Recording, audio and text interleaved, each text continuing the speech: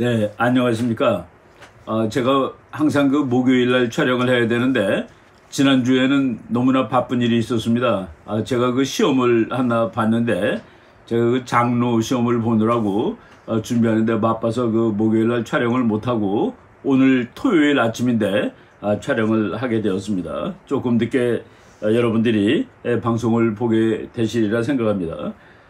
뭐 이번 주에도 역시 그 많은 일이 있었습니다만은, 그 미국과 중국이 지금 외교전, 뭐 이제 전쟁하기 전에 외교 가지고 싸우죠.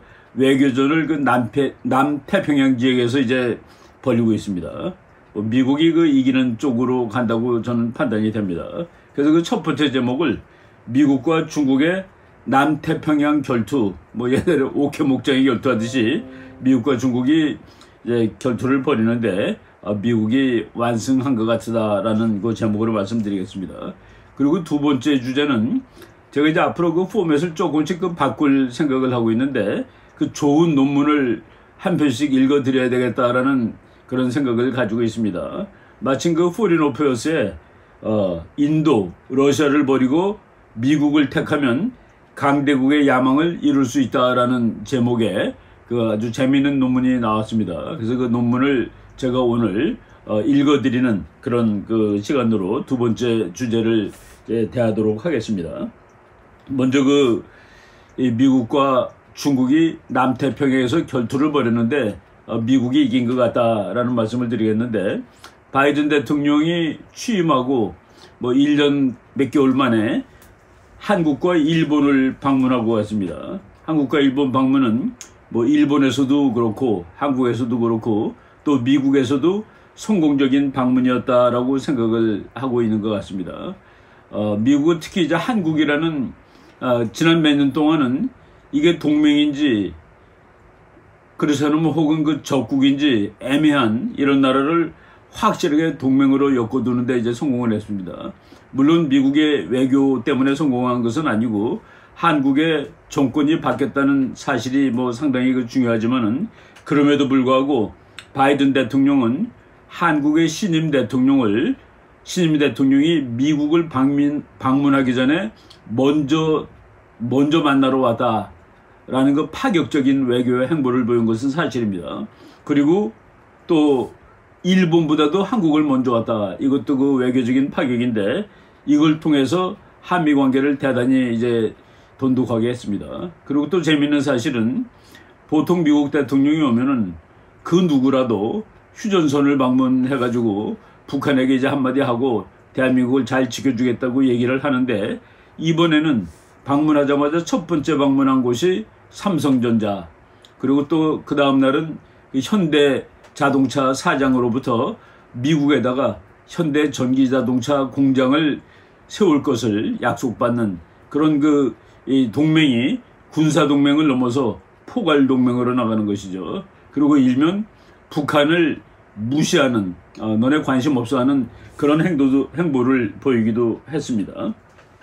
그리고 일본에 가서는 일본과의 동맹을 뭐 보통 격상시켜 놓은 것이 아닙니다. 일본의 군사력은 미국이 보기에 아무도 절대로 무섭지 않은 힘, 아주 선한 힘이라고까지 얘기를 했고, 그리고 IPEF라는 13나라를 가지고서 이제 경제 협력체를 만들었죠. 그러자마자 5월 27일 날 그 피지가 가입을 함으로써 14나라로 이제 늘어났습니다.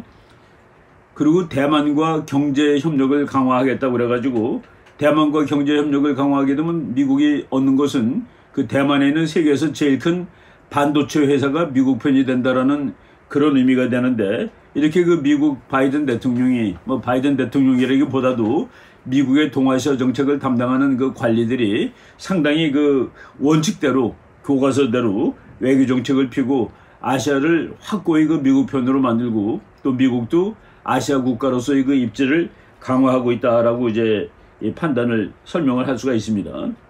그런데 바이든의 아시아 방문은 그 목표가 중국을 견제하는 데 있다고 그랬죠.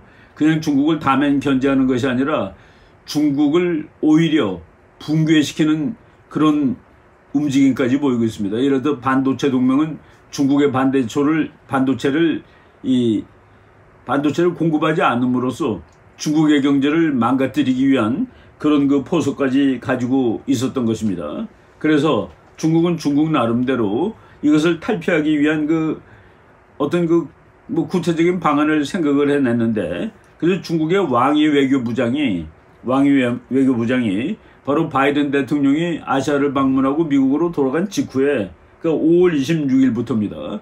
5월 26일부터 6월 3일까지 그 남태평양에 있는 조그만 섬들, 뭐 나라 같지 않은 나라들이 많이 있습니다. 여러분들 깃발 보시면은 전혀 어느 나라인지 알 수 없는 그런 깃발들을 가진 나라들을 쭉 순방을 하고 그리고 이제 돌아왔다라고 이제 지금 뉴스가 나오고 있습니다. 중국의 그 환구시보를 보면은 바이든이 아시아 방문은 도발 여행이었다라고 아예 노골적으로 쓰고 있습니다. 각종 흔적이 보여주고 있는 바는, 그러니까 이제 바이든 대통령이 와서 여러 가지 일을 했는데 그 흔적이 보여주고 있는 바는 이는 사전에 홍보하는 대로, 뭐 미국이 사전에 말한 대로 중국을 겨냥한 도발 여행이다. 만약 미국이 이러한 역할을 정말로 맡는다면 이는 아시아 태평양 지역에서 필연적으로 우려를 일으킬 것이다 라고 중국의 환구시보가 얘기를 했습니다.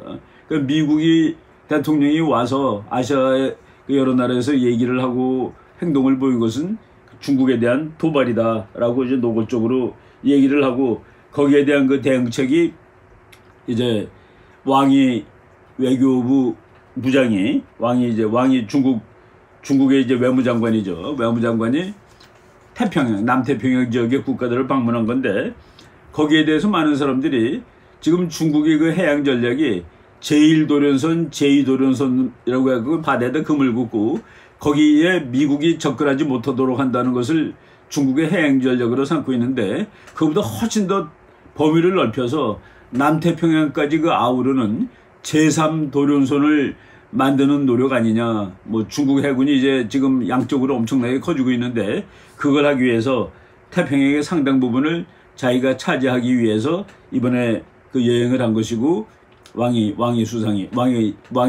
외교부장이, 그리고 이것은 미국 바이든의 방문에 대한 반작용이다라고 설명을 합니다. 여러분들이 그 제1도련선하고 제2도련선의 그 지도를 한번 보시겠습니다.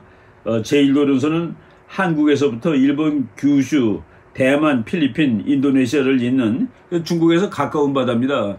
그래서 이것을 가까운 바다 앞에 있는 섬들을 쭉 잇는 선이라 해갖고 제1도련선, 그리고 일본서부터 이제 태평양 중간으로 해가지고 그 뉴기냐까지 긋는 선을 제2도련선이라고 이제 얘기를 하죠. 이건 뭐 미국 사람이 지은 이름입니다.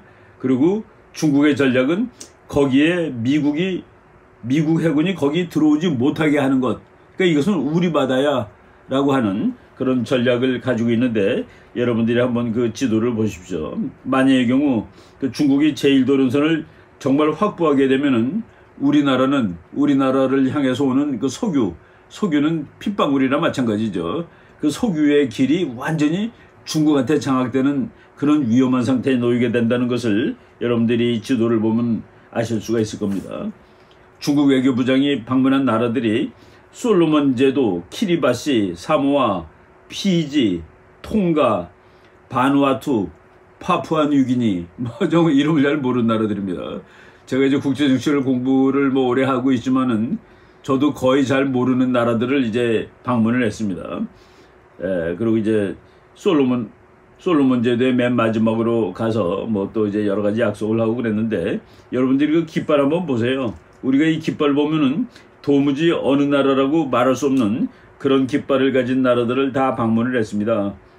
아마도 중국은 그들 나라들한테 뭐 경제적인 지원도 해주고 그 어떤 기지를 어떻게 혹시 그 바다에 있는 섬들이니까 해군 기지를 조금 뭐 확보할 수 있는 그런 방안을 찾으려고 그랬는데, 미국이라든가 호주라든가 뉴질랜드가 이것을 보고 가만히 있을 리가 없었을 것입니다. 그래서 그들은 뭐 즉각 반응을 보였는데 그들이 보인 반응이 오히려 성공적이었고 중국이 하려는 시도는 성공하지 못했다. 그래서 제가 미국과 중국이 남태평양에서 결투를 벌였는데 미국이 이긴 것 같다라고 말씀을 드리는 겁니다.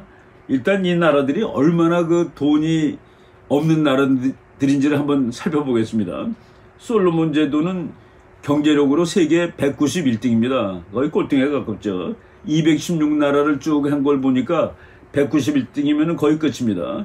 그래서 1년 동안에 16억 6,900만 달러를 버는 나라입니다. 키리바시라는 나라는 세계 213등, 거의 꼴등이죠. 1년에 2억 1,600만 불, 우리나라 아주 작은 중소기업이 버는 돈이나 대나마나 할 정도죠. 사모아는 203등, 8억 1,600만 불, 피지가 168등, 51억 7,200만 불, 통가가 206등입니다. 그래서 5억 2,800만 불, 바누아투라는 나라가 199등, 그래서 10억 1,500만 불, 파푸아 뉴기니아가 세계 109등인데 209억 1,900만 불입니다.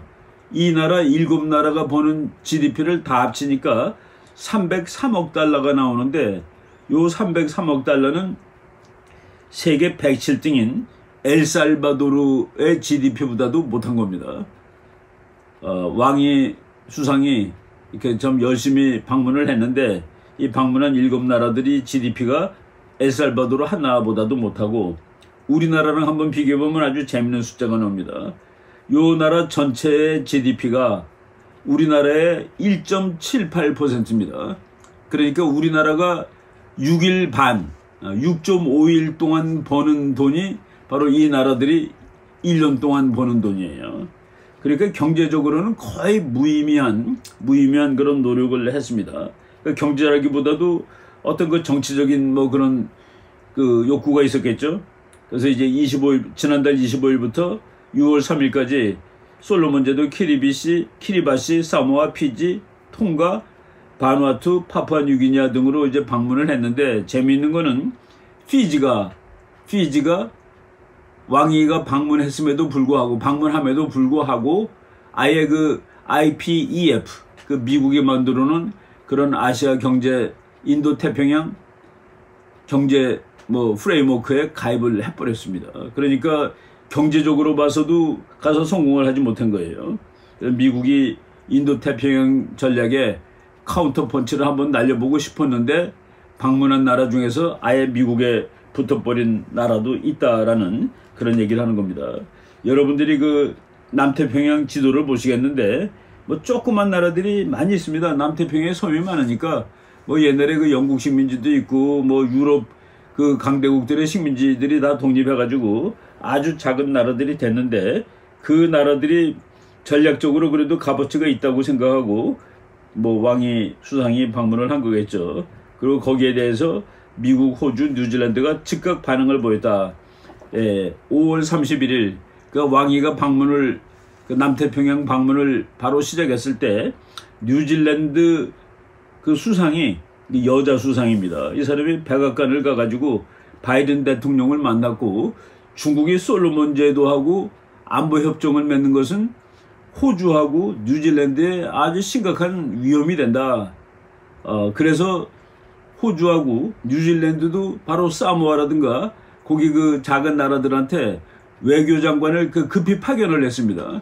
중국의 왕이 그 외교부장이 외교 행동을 그대로 물타는 이런 행동을 해버린 것이죠. 그래서 이제 우리나라 신문에 나온 얘기입니다. 이런 견제의 영향 때문인지 왕 부장의 순방객의 왕 외교부장이죠. 중국이 야심차게 추진한 태평양 섬나라 10나라와의 포괄적 개발 비전 채택은 불발하였다. 계획을 하고 갔는데 그 계획이 불발되었다. 그래서 뭐 우리나라 신문에 뭐 이런저런 해석이 났어요. 미국과 중국 사이에서 편가르기를 거부한 남태평양의 섬나라들 뭐 이런 식으로 났는데 저는 뭐 이건 올바른 해석이 아니라고 봅니다. 미국과 중국의 편가르기에 거부한 나라들이 아니라 중국 편을 들기를 거부한 나라들이라고 말씀입니다. 중국 편을 들기를 거부한 나라들이라고 이 기사를 써서야지 더 정확하다라고 볼 수가 있는데 남태평양이 미중의 각축장으로 부각되는 것에 대해 일부 국가들이 부담감을 표출한 것으로 알려졌다. 이렇게 해석하기보다는 이 남태평양에 있는 작은 섬나라들은 중국 편을 들기를 거부하였다라고 보면 되고 지금 그 피지 수상이 이제 IPEF, 그 미국이 주도하는 인도 태평양 경제 공동체에 가입을 했는데 왕이 수상하고 이렇게 뭐 악수하고 이렇게 여길 치는 그런 사진을 여러분들이 볼 수 있겠습니다. 예. 그래서 피지가 이제 IPEF에 가입을 함으로써 IPEF의 그 14번째 가입국이 됐습니다. 14번째 가입국이 됐음에도 불구하고 5월 24일 날 생긴 조직에 3일 후에 가입을 했기 때문에 아예 그 원가맹국 오리지널 멤버의 그 지위를 뭐 주기로 한 것 같습니다. 그래서 그 바이든 대통령이 휘지 수상한테 잘했다고 말이야, 잘 들어왔다라고 이제 잘 들어왔다라고 이렇게 그 얘기하는 그런 그 뉴스들이 다 떴습니다. 인도 퍼시픽 이코노믹 프레임워크라고 해서 IPEF라고 이렇게 약간 이름이 애매했는데 최근에 나온 그 자료를 보니까 거기다가 뒤에다가 단어 하나를 더 붙였어요. 인도 퍼시픽 이코노믹 프레임워크 for prosperity, 발전을 위한 인도 태평양 경제 프레임워크. 그러니까 뒤에 for prosperity, 번영을 위한, 발전을 위한이라는 이름이 들어갔는데 이번에 중국의 그래서 왕이 외교부장의 남태평양 순방은 실패다라고 보도할 수 있습니다. 근데 그 실패를 하게 하는 데는 뉴질랜드 그리고 호주 이런 나라들의 외교 장관들이 왕의 부장이 방문한 그런 나라들을 가서 그냥 다 물태워 버리고, 그리고 뉴질랜드 수상은 미국까지 달려가 가지고 솔로몬하고 중국이 안보 협정을 맺는 것은 이건 막아야 된다라고 또 얘기를 하고, 또 바이든은 거기에 동의를 하고, 그래서 왕이 부장이 애초에 생각했던 그 열나라, 그 바다에 있는 조그만 섬 열나라를 어떻게 하나로 엮어보는 중국이 주도가 되고 그런 그 비전 계획, 이것은 아예 그 출범조차 하지 못했다라는 이런 이 결과가 나옵니다. 예, 호주 외교장관 페니 웡이라는 페니 웡, 그 뭐 중국계 호주인이죠. 우리는 중국과 솔로몬 제도와의 안보 협정에 대해 분명히 우려의 뜻을 밝혔습니다.